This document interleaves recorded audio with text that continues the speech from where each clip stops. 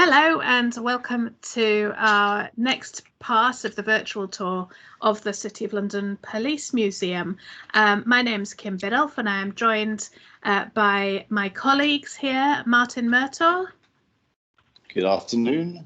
Hello, Martin. Hello. And Deborah Linton. Hello. Hi. Afternoon. And we're going to talk about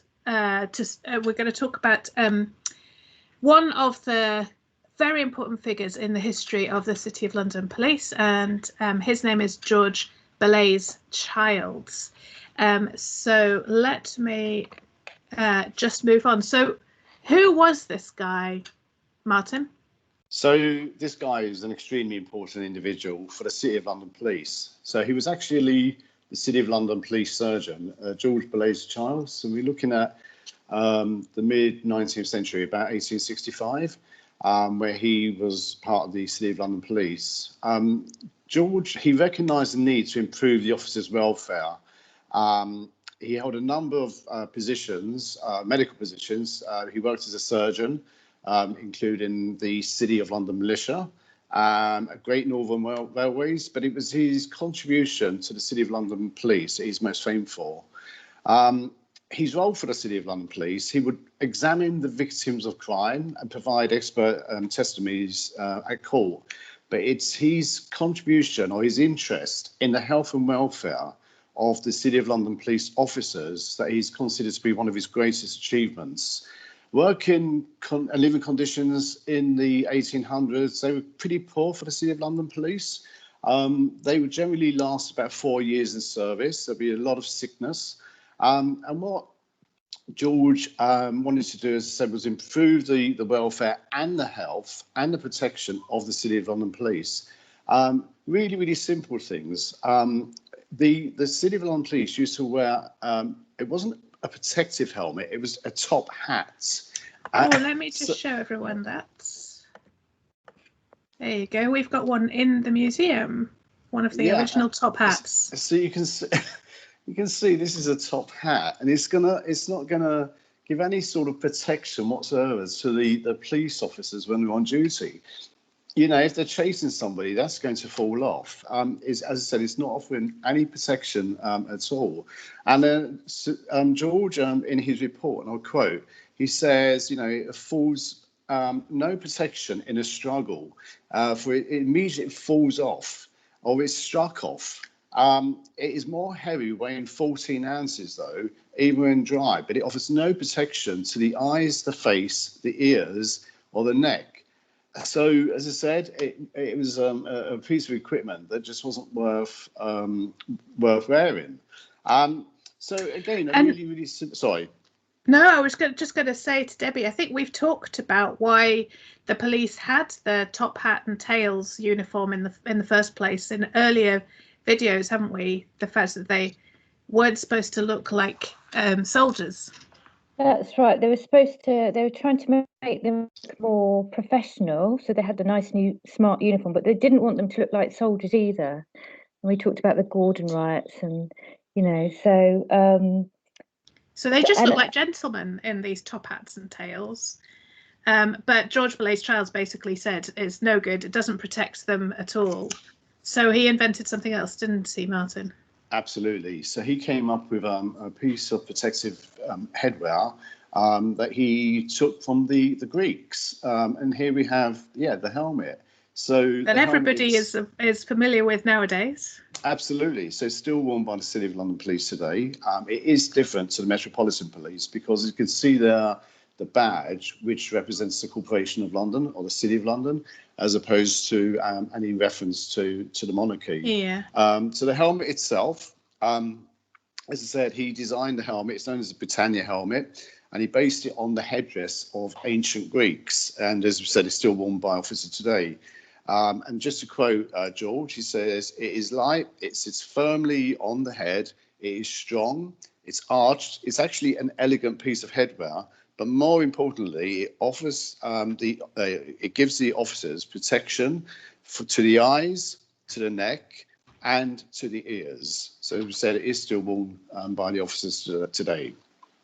Yes, the other difference it's got to the Met Police's helmet and others worn around the country is at the top here. You've got what looks like another badge, and this is the front of a crest. So he talked about the Greek helmets having a crest of horsehair, and he made a little crest, just part of the helmet itself, because of the defensive function that it would deflect a blow on the top of the head. So that's another thing that he added in there. And I also understand that crest at the top, so it's like a bridge, it actually offers a form of ventilation as well, because the helmet itself, is quite heavy. And again, in hot weather, it must be quite uncomfortable. But that, I believe, offers a form of ventilation through that bridge. Yeah, and you mentioned this the crest on the front, Debbie. This is the City of London Corporation's crest, isn't it? So it goes to show right. who runs the City of London Police. Exactly. I think the others have the Brunswick Star. Yeah. But that wasn't all that he was well, I mean, he was very interested in all parts of the uniform. He even suggested specific things for the underwear and really good boots and all that kind of thing. But certainly the helmet is the most iconic part of that uniform that he suggested, isn't it? But he wasn't just interested in the police uniform as a way to protect and for the police officers to be able to do their job properly. There were other things he had to do as well. Yeah, absolutely. As I said at the beginning, working in living conditions in the 1800s, so it was pretty poor for the City of London Police. They would have unsuitable accommodation, low wages. If they was ill and it wasn't caused by police work, apparently they could be fined for that. And as I said, the average length of service was something like 4 years. And what George recognised here, as I said, is the importance to give the police officers, good welfare and to improve their health. So he tirelessly campaigned to have a City of London police hospital specifically for the police. And this would be established in the mid-19th century. The hospital opened in 1866. It was located behind Bishopsgate Police Station, and it would have a matron running the wards. It would have a team of nurses. There would be a surgeon on hand, and basically we would also have some of the police officers acting as porters. And what you can see there is the light blue uniform that the police officers working in a hospital would be wearing. I love this uniform. I think it's such a gorgeous colour. Yeah, it's a special. It is a special colour. Well, not a special colour. It's a special uniform, and the colour denotes that they're actually not officers on the beat, but they're actually officers working in the hospital, caring for their colleagues. If they had to have light duties themselves, if they were recuperating, sometimes that's when they became orderlies, wasn't it? Yeah, absolutely. And the success of the hospital that George said tirelessly campaigned for, within 2 years of the hospital opening, the mortality rate of the City of London Police decreased from an annual rate of 1.7% to sort of 0.8. So we can see a reduction. We can see the benefit that this hospital had. And the admission rate for sickness within that 2-year period reduced by about 30%. So, George, caring for the police force, he could see the benefit it would have to have healthy policemen, and it actually increased the length of service from 4 years. It improved dramatically. So, the hospital itself, it's relocated to the top 2 floors of Bishopsgate Police Station, and it remained an active operational hospital for the City of London Police until the 1940s, when the NHS was born. So, it wasn't, not that long ago. But 1940s, but I think. Yeah. But as I said, George, he was extremely popular with the police force and with the corporation, with the City of London as well. He was. So when he retired, he was given all sorts of gifts, wasn't he? Absolutely. So he was given a Bible, and he was also given this jug and platter by the corporation and by the City of London Police Force. And here we see them, and I believe they were handed over to the museum, and they're quite stained when they were handed over. They are in the police museum. When it reopens, you'll be able to see these in real life. And I think we have a slide showing how they're being cleaned up and what they actually look like today.